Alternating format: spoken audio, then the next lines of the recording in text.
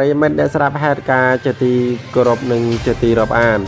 ព្រឹត្តិការណ៍កីឡាជាតិប្រព្រឹត្តដោយរលូននិងជាបទពិសោធន៍សម្រាប់ SEA Games 2023 ខាងមុខ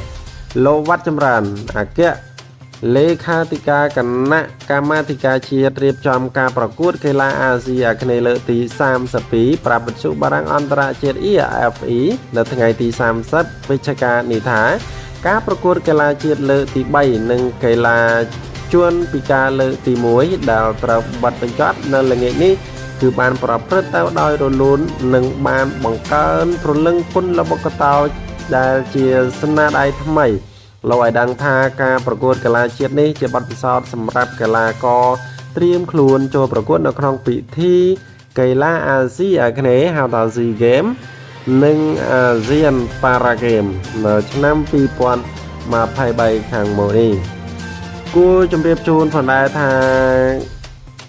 ការប្រកួតកីឡាជាតិលើកទី3និងកីឡាជនពិការលើកទី1ត្រូវបានបើកជាផ្លូវការកាលពីថ្ងៃទី21វិច្ឆិកាកន្លងទៅនេះដោយមានការប្រកួតកីឡា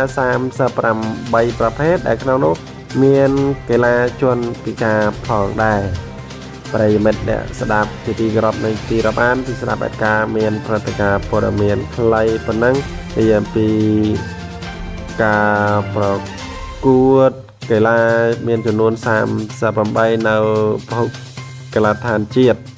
សូមអរគុណ